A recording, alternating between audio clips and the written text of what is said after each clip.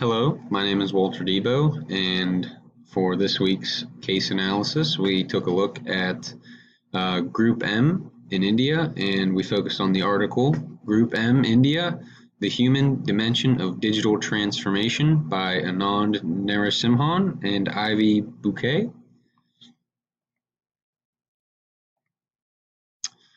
A brief introduction into Group M. They're a media investment management arm of the parent company WPP.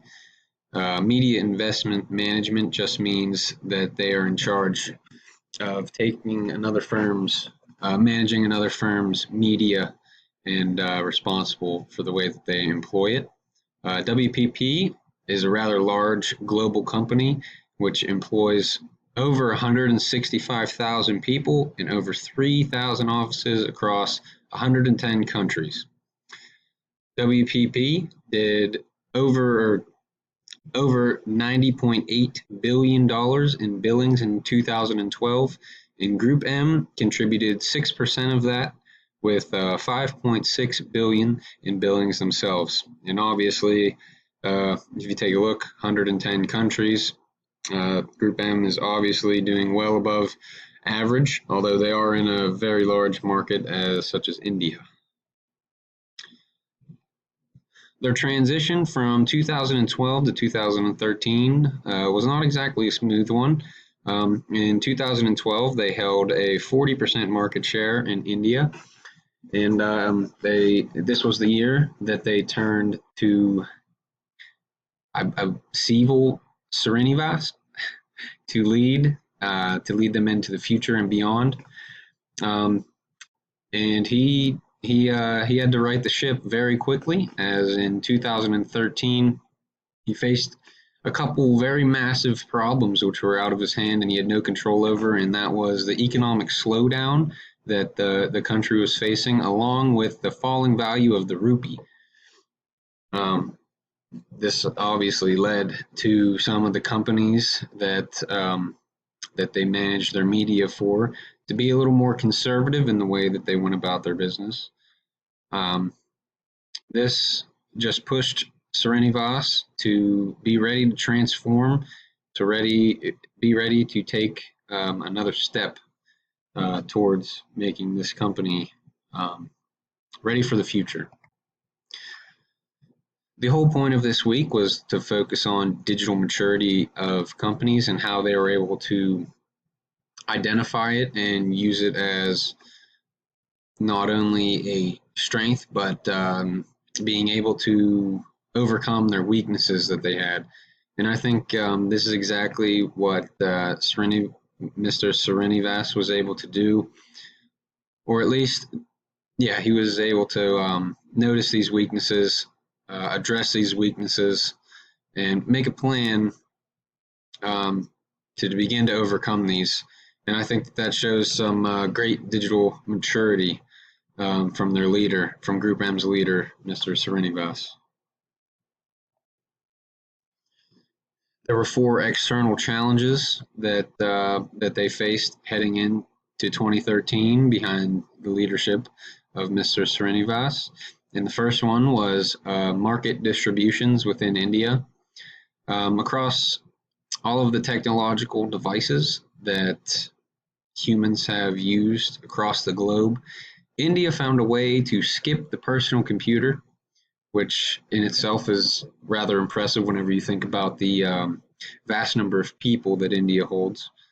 And they basically skipped right over to the mobile phone, the smartphones, iPhones that everybody has, iPhones, Galaxies, whatnot. And mobile internet usage is expected to triple from, it doubled from 2012 to 2013. Their second challenge that they faced was an evolving customer profile. And as you can guess, with the growing ease to be able to grab or distribute technology and the shift overall in society towards the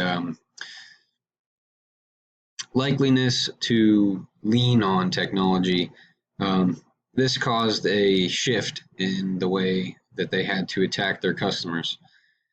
In 2011, there were 120 million internet users in India. This was, I believe, second only behind the United States of America.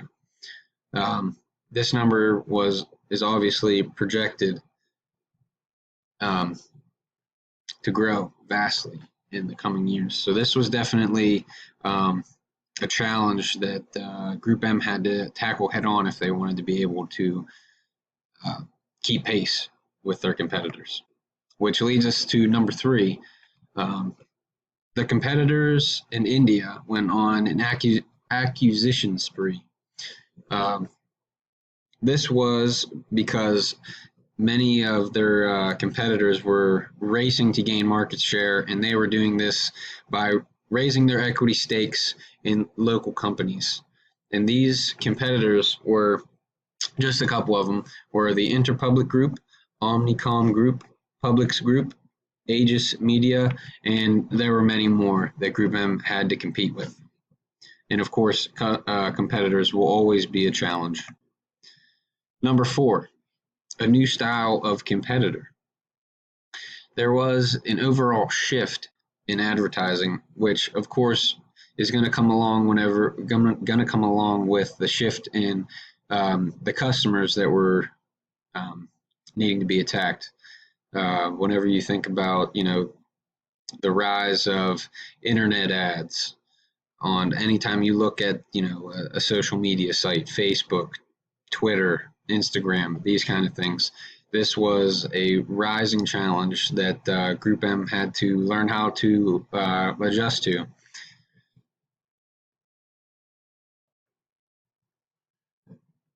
Then we take a look at some of the four internal challenges that the Group M had to overcome.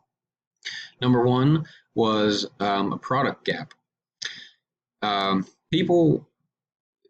Srinivas noticed that people were more concerned with outcomes rather than inputs, and he noticed that 70 to 80% of client conversations were about digital media. Referring to Instagram, for example. Instagram's a big one, Twitter, those kind of media platforms. Srinivas wanted to be able to create a product that was product neutral, and that he figured that this was going to be able to have a much wider reach. And an idea that I came up with to be able to overcome this gap for Group M would be to just dive all the way in to anything digital, because that is exactly the way that the world is moving. That's going to be the way that the world is going to move for the foreseeable future. So putting all your eggs in one basket, so to speak, is not necessarily a good thing sometimes, but in this exact scenario, it's going to be hard to go wrong, because this is going to be the way that the world is going for the foreseeable future. Number 2, they had to overcome a profile gap. Basically, their portfolio of companies that they managed media for was filled with a bunch of traditional businesses, and not many of the the newer tech startup type businesses. They needed to find a way to expand their customer profile base. And my my innovation to be able to overcome this gap, obviously, is just to target mainly those tech startups, really expand that customer base and fill out the portfolio with those kind of companies while maintaining and guiding your traditional companies towards a more digital approach. Number 3 was the people gap. This gap referred to their own employees, and really they had an issue retaining employees that had been with the company for 2 to 3 years. They had issues retaining that talent, They needed to be able to find a way to retain this specialist talent if they wanted to keep up with these, as I just mentioned, these young tech startup companies that were finding a way to be both innovative and and creative in the new marketplace.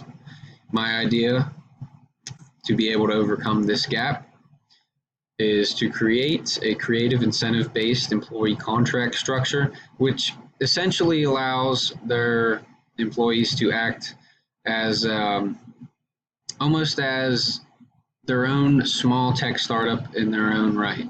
It allows them to be able to explore different avenues of the digital world, and they would be rewarded as such and compensated as such. And I think this would be a good way to keep that specialist talent. The last internal challenge that they had to overcome was the partnership gap. And this one basically focused on the fact that they were stuck behind. They were not equipped to make the proper recommendations to clients because they just didn't have the proper leadership to be able to look towards the future. And Srinivas was looking for those partners that were ready to embrace the future and ready to move towards that digital world that I was speaking of.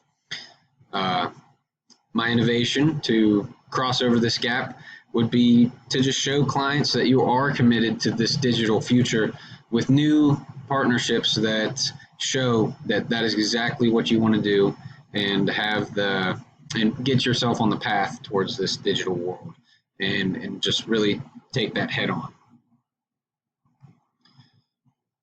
So just to run down my innovations to cover the 4 gaps. Number 1, dive into digital. Number 2, target tech startups to fill out the client portfolio. Number 3, create a creative incentive-based employee contract structure. Number 4, show clients you are committed to the future with new partnerships. And essentially, they just need to continue to adapt and progress and keep up with the ever-changing digital world. All right. Thank you for watching my presentation, and have a nice day.